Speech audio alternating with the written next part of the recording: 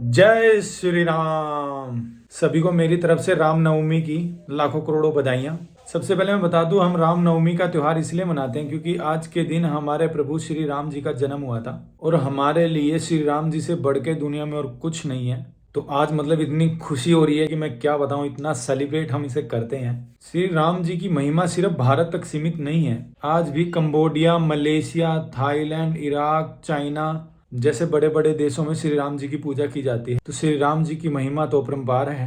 पूरी दुनिया को हमने जो जीवन का ज्ञान दिया है, हर एक छोटी से छोटी चीज, जो इंटरनेशनल कैलेंडर भी है जिसमें सितंबर, अक्टूबर, नवंबर, दिसंबर जैसे महीने हमारे ऋषि मुनियों की देन है। सितंबर को संस्कृत में लिखा जाता था सप्तंबर। सप्त मतलब सातवां, अंबर मतलब आसमान। से अष्टंबर, नवंबर, दसंबर।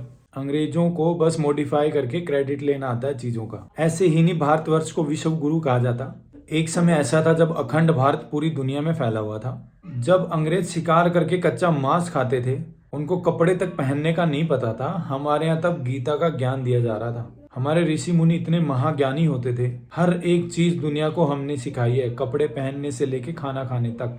और आज हम ही हमारी संस्कृति को भूलते जा रहे हैं। जो ये नई जनरेशन आई है वेस्टर्न कल्चर से इतना ज्यादा प्रभावित है और उनकी कल्चर में कुछ है भी नहीं। एक्चुअली कुछ नहीं है उनके पास। मॉडर्न होने के नाम पे फैंसी कपड़े पहनना आता उनको, बस ओपन माइंडेड होना है। अरे हमारे कल्चर में क्या नहीं है। अगर आप एक हिंदुस्तानी हैं, आपको गर्व होना चाहिए कि आप हिंदुस्तान में पैदा हुए हैं। पूरी दुनिया में इससे अच्छा देश है ही नहीं। इतनी आज़ादी, इतना ज्ञान, हर मौसम आपको इस देश में मिल जाएगा। यहाँ बर्फ भी पड़ती है और यहाँ रेगिस्तान भी है। तो बात कर लेते हैं जिसके बारे में वीडियो है। आदि पुरुष का एक नया पोस्टर रिलीज हुआ है और लोग काफी निराश हो गए हैं उसको देखकर। इसका कारण यही है कि जो रामायण है वो कोई छोटा मोटा ग्रंथ नहीं है। हमारी जिंदगी का एक बहुत बड़ा सत्य है वो। बहुत कुछ सीखा है हमने रामायण से। एक भाई भाई का प्रेम, कैसे एक अधर्मी इंसान कितना ही ताकतवर, कितना ही ज्ञानी, कितना ही संपूर्ण क्यों ना हो, वो धर्म के आगे नहीं जीत सकता। जो इंसान अपने असूलों और धर्म पे चलता है वही हमेशा विजयी होता है।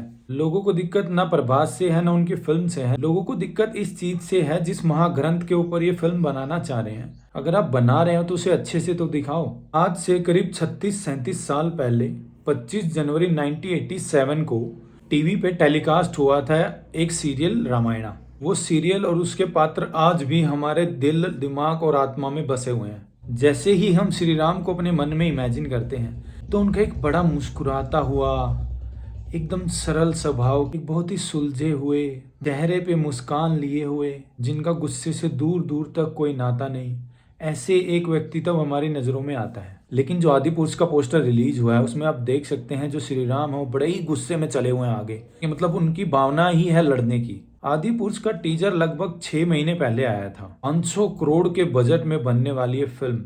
मैं सच बता रहा हूँ, जब मैंने इसका टीजर देखा था मुझे सच में लगा था पहले 15 से 20 सेकंड की एक एनिमेटेड सीरीज आ रही है और प्रभास का चेहरा लगाया हुआ उस पर। लेकिन जैसे ही मुझे पता लगा ये सब तो रियल है और वो वीएफएक्स वगैरह जो उसमें दिखाया जा रहा है उसका खर्च करीब 500 करोड़ रुपए है, तो मुझे सच में यकीन नहीं हुआ था कि क्या है। हम सब ने जो 1987 में रामानंद सागर की रामायण आई थी उसमें वीएफएक्स नहीं था। आज उनको 36 से 37 साल बाद भी हमें वो चीजें ओरिजिनल ही लगती हैं।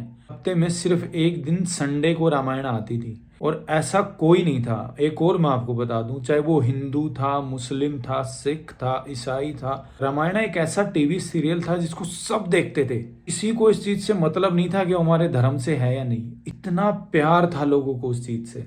तो अगर आप एक लोगों के इमोशन से जुड़ी हुई किसी चीज को उठा के उसके ऊपर फिल्म बनाना चाह रहे हो तो कम से कम ऐसा तो बनाओ कि लोगों को लगे कि हाँ कुछ अच्छा हुआ है। हम मना नहीं कर रहे हैं आपको बनाने से। ऐसा ना हो ना हमारे इमोशंस ही हर्ट हो जाएं। जो श्री राम जी की प्रतिभा है, जो तेज उनके चेहरे पे है, दिखे तो सही।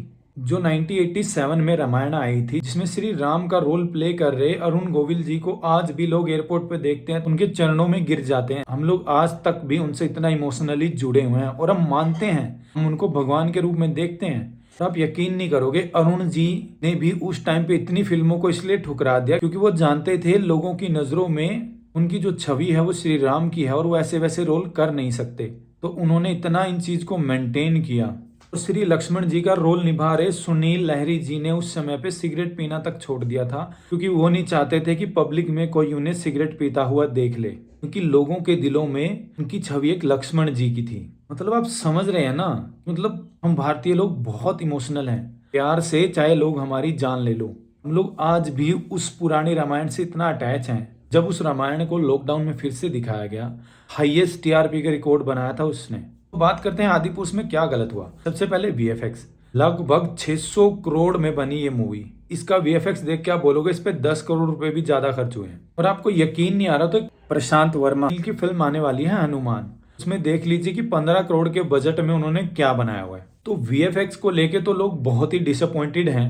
आज से 6 महीने पहले जब इसका टीजर आया, लोगों ने उसकी बहुत निंदा की, तो उन्होंने 6 महीने का वक्त मांगा फिल्म मेकर्स ने, बोला कि हम इम्प्रूव करके आएंगे। लेकिन बीच में रूमर्स उड़े थे, उन्होंने कोई इम्प्रूवमेंट नहीं किया और ये पोस्टर देख के लग रहा है कि इन्होंने सच में कोई इम्प्रूवमेंट नहीं किया। दूसरी जो दिक्कत है वो है जो श्री राम का किरदार निभा रहे प्रभास जी और उनकी मूछें। हमारे मन में जो हमारे भगवान हैं उनमें किसी की भी मूछें नहीं है।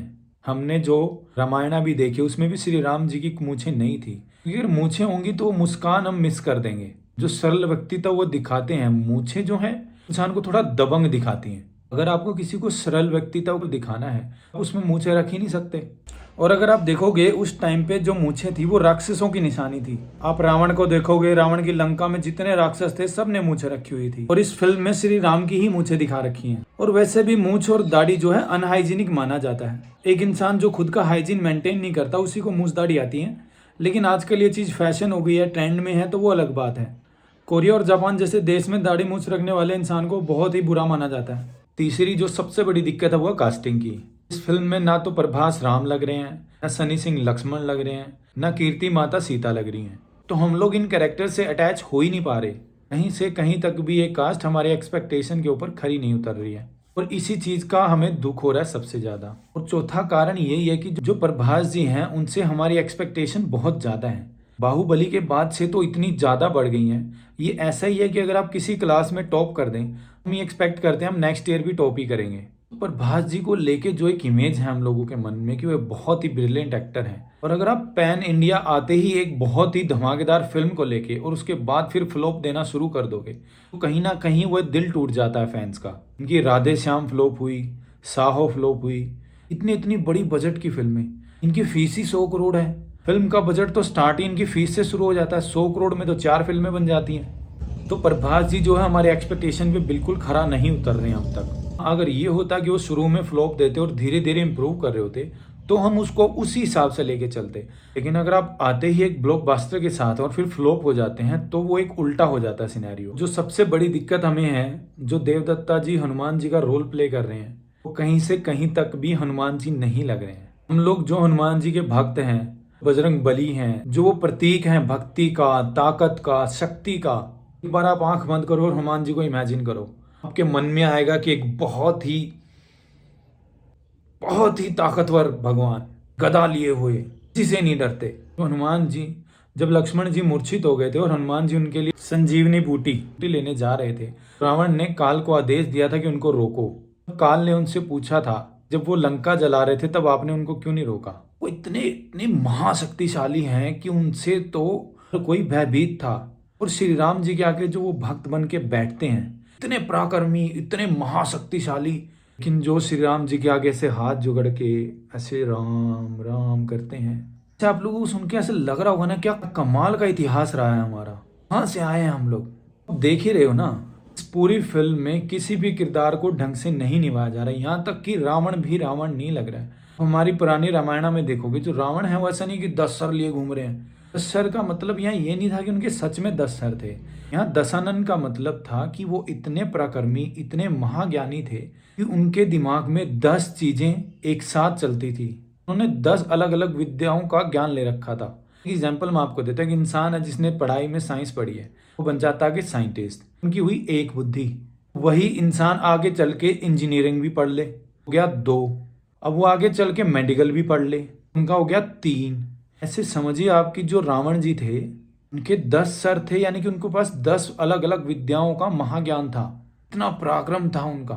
ने देखा ही था कि रावण के दुश्मन होते हुए भी श्री राम जी ने लक्ष्मण जी को बोला कि रावण जी से ज्ञान लो।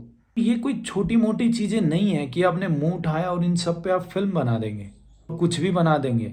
आप इन सब का पराक्रम नहीं समझ पा रहे हैं। आप उस चीज को स्क्रीन पे दिखा ही नहीं पा रहे हैं। रामायण है, महाभारत है, इनको आप जितना चाहें उतना कमाल का बना के दिखा सकते हैं, पर जो एक इमोशन है ना वो मिस नहीं होना चाहिए। और यही सब दिक्कतें हैं आदि पुरुष फिल्म के साथ। फिल्म एक बहुत बड़े बजट के साथ आ रही है, फिल्म क्या कमाल कर पाएगी ये तो हम थिएटर्स में ही देखेंगे। आज बोला और दशहरा भी रिलीज हो गई हैं, तो जाइए सिनेमा में देख के आइए, दोनों अच्छी फिल्में हैं, एंजॉय कीजिए। तब तक के लिए सब्सक्राइब कर लीजिएगा। जय श्री राम।